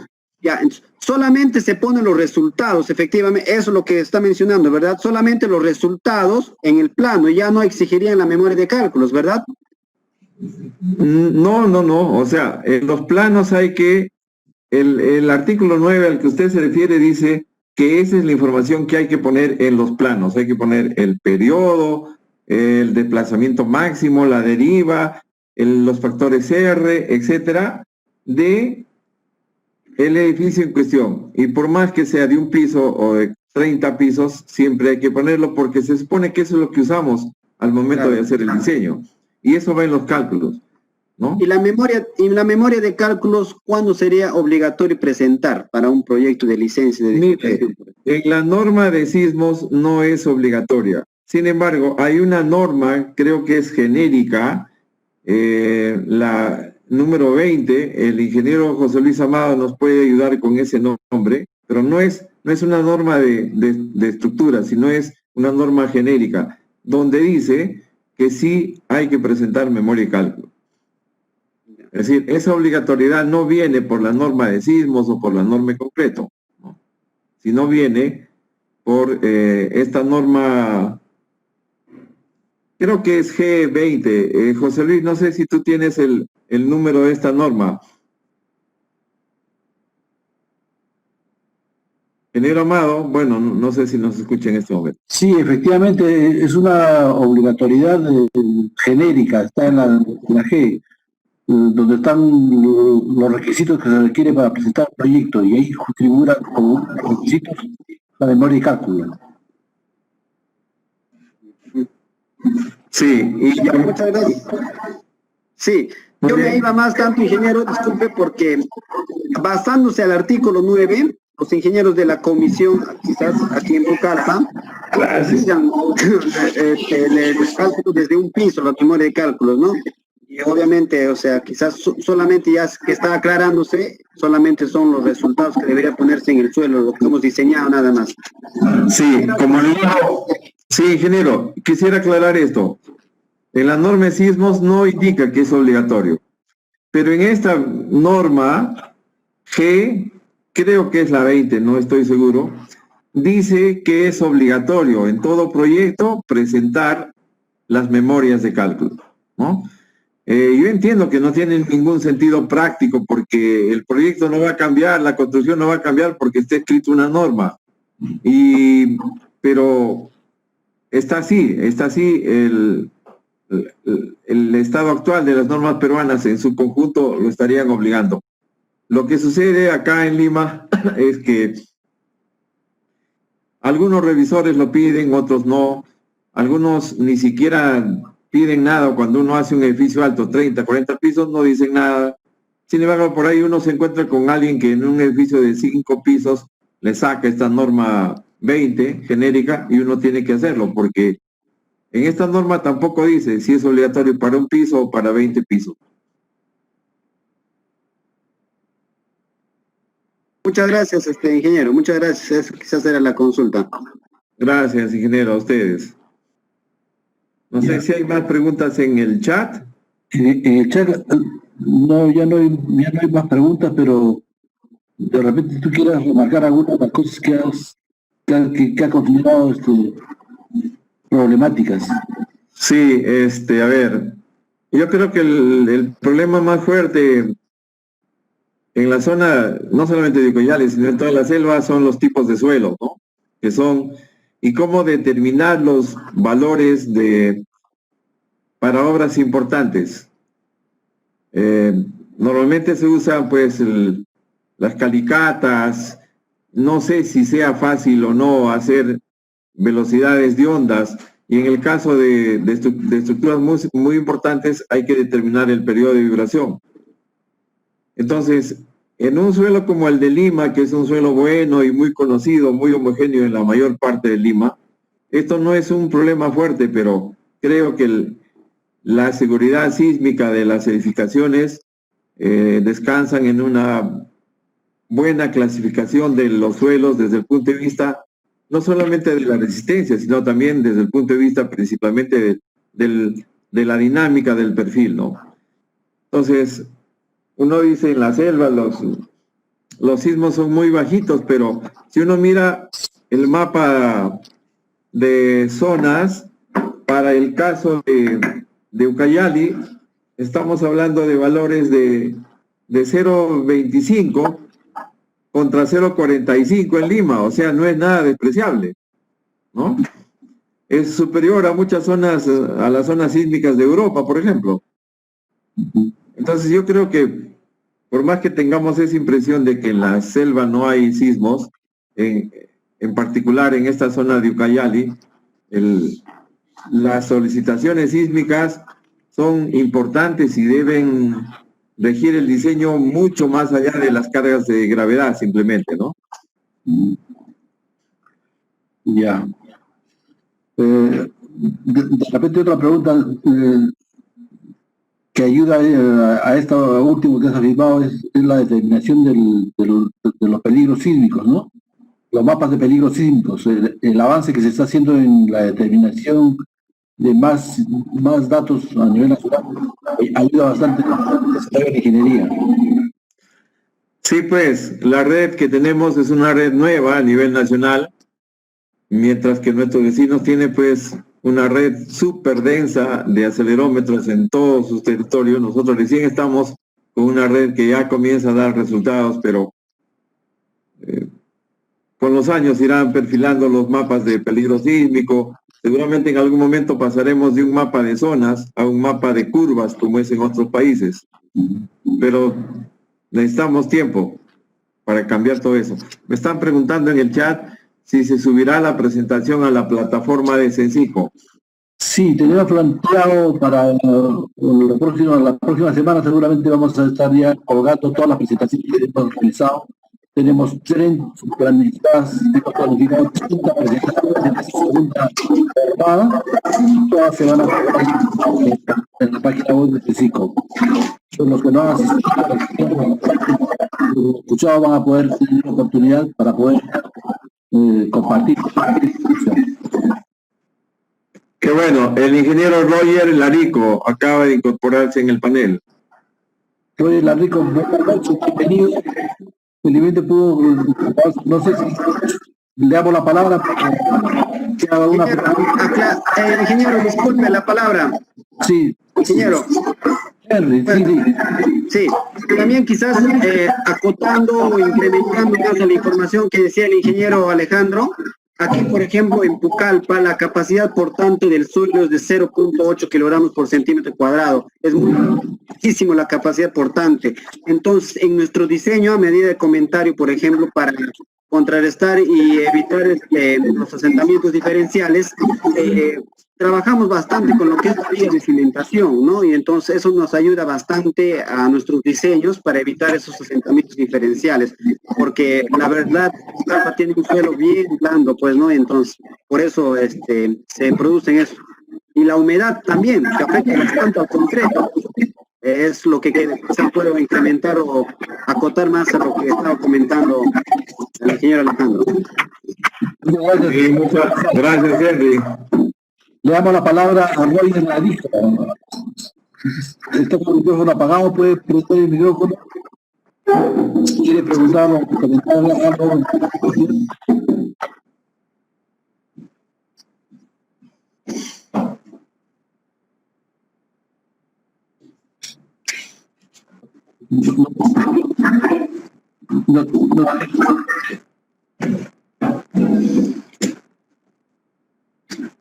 No, tiene el micro apagado. Ahora sí. Ahí está. ¿Cómo llego yo al maestro? Simplemente le da clic nada más acá al email, ¿cómo le digo? ¿Nos escuchas? Un momentito. Algo que me está pasando un poco lento. Yo cambio de pantalla y a ustedes no les aparece. Hay que tomar tiempo para que la red no lo pueda ver. Te dicen, acá está la pantalla. Ya, parece que tiene problema de comunicación. José Luis, acá hay otra pregunta en el chat. A ver. Dice, Indica que la grabación se ha hecho.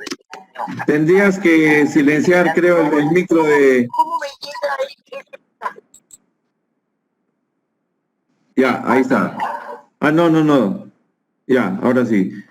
A ver, hay una... Dani Rojas pregunta, ¿en qué otra norma internacional es obligatorio el uso de aisladores sísmicos en hospitales?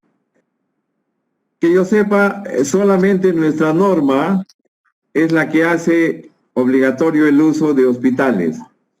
¿Y esto por qué? Porque si no fuera obligatorio, en este momento no tendríamos hospitales aislados, porque siempre optamos, lamentablemente, por la solución más fácil. ¿Y cuál es la solución más fácil? Hacer lo que siempre hemos hecho. Sin embargo, en otros países no se imaginarían hacer un hospital importante sin aisladores. Y lo hacen no porque sus normas les obliguen, sino porque ellos tienen la convicción de que solamente el aislamiento permite pues un desempeño espectacular de funcionalidad continua y etcétera, para los hospitales, que son pues primordiales para manejar las emergencias como la que estamos pasando. Entonces, la respuesta es, en otros países no necesitan hacer esto obligatorio, pero todos los hospitales importantes se hacen con aislamiento sísmico, no se hacen con otra tecnología, se hacen con aislamiento sísmico. Y en nuestro país, el Comité de Diseño Sismo Resistente pensó y está seguro de que es una buena acción haber hecho obligatorio el uso del aislamiento sísmico para los hospitales. Y gracias a eso debemos sentirnos contentos de que ahora ya tenemos varios hospitales ya con aislamiento sísmico. Hay otra pregunta. ¿Se han realizado proyectos de reforzamiento al Hospital Regional de Arequipa después del terremoto del 2001? Particularmente en mi oficina desarrollamos el reforzamiento del hospital, era de salud, a ver cómo se llama, Carlos Alberto Seguín. Desarrollamos después de este terremoto. Fue un trabajo interesantísimo porque pudimos poner, digamos, al día el desempeño sísmico de este hospital. ¿Por qué? Porque el hospital estaba absolutamente desalojado y se podía trabajar como uno quería. No es posible hacer con hospitales en funcionamiento, no se los puede parar para pretender reforzarlos, ¿no? No sé si hay otro hospital, seguramente se hicieron más, pero el de salud fue el caso más sonado. Ingeniero, en cuanto a estructuras, es recomendable que los primeros modos de vibración sean traslacionales. Sí, eso es cierto. Un edificio sano, con buen comportamiento, tiene sus modos de vibración traslacionales, los primeros, ¿no? Muy bien, José Luis. Muy bien, creo que eso ha sido todo. No sé si Henry tiene alguna última intervención. Le damos la palabra, por si acaso. No, quizás ceder a mi colega Lárico, también que está en el grupo, creo que tiene problemas con el audio, pero por mi parte, obviamente estoy muy claro y no hay ninguna pregunta. Agradecerle más bien al ingeniero Alejandro por su brillante exposición. Fantástico. Yo les agradezco a todos, muchas gracias.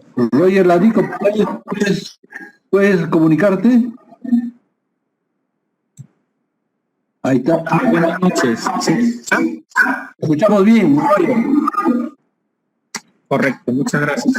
Un poco para poder el enlace como esta ponencia. Pero bueno, ya lo puedo hacer. ¿Cuál es su pregunta? Sobre el tema que he estado viendo, la norma S30. Bueno, me gustaría saber, ¿no?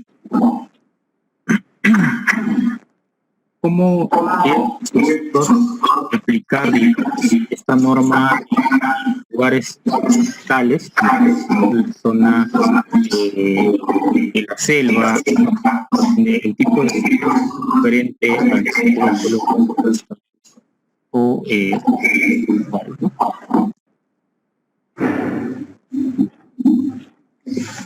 Claro, sí. Eso justo estábamos conversando hace un ratito, que no solamente en el Perú, sino en cualquier lugar del mundo, es imprescindible saber cuál es el tipo de suelo desde el punto de vista dinámico, es decir, con qué frecuencias va a vibrar, qué amplificación va a tener de la aceleración, etcétera. Entonces, las normas en el mundo dan una versión muy simple, reducida, que dicen, primero tienes que clasificar el suelo, tienes que saber si es un perfil S1, S2, S3, y según eso, las normas nos dan reglas para determinar las fuerzas, determinar el espectro de diseño, etcétera. Entonces, entiendo que es complicado enfrentarse a suelos difíciles, blandos, como los que tienen bastante en Ucayali. Pero ahí parte todo el éxito del proyecto. Hay que saber cuál es ¿qué le va a hacer ese suelo a mi estructura cuando venga un terremoto? Esa es la pregunta clave. Y si no sé cómo es el perfil, no puedo saber qué le va a hacer el sismo a mi estructura. Entonces, nuevamente es importantísimo que el estudio de geotecnia sea el que dé esa pauta, ¿no? El que dé esa respuesta. Muy bien, fantástico. Creo que eso ha sido todo por hoy. Agradecemos de manera muy especial al ingeniero don Alejandro Muñoz por su brillante participación en este foro. Una presentación clara, muy didáctica, muy amplia, y creo que ha enfocado los retos y la esta norma a nivel nacional. Agradecemos también a los panelistas, los de COCA, quienes han estado también esta noche en representación del Colegio de Ingenieros de la región Ucayali.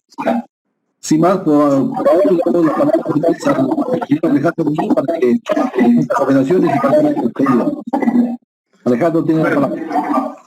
Muchas gracias, José Luis. Ingenieros Yacoica y Larico, muchas gracias por estar acá compartiendo conmigo esta charla. Así que un gusto pues estar con ustedes. Ya nos veremos luego. Hasta pronto. Chao, José Luis. Pronto. Muchas gracias. Buenas noches a todos. Buenas. Buenas noches. Buenas noches. Chao, Leo. Muy bien.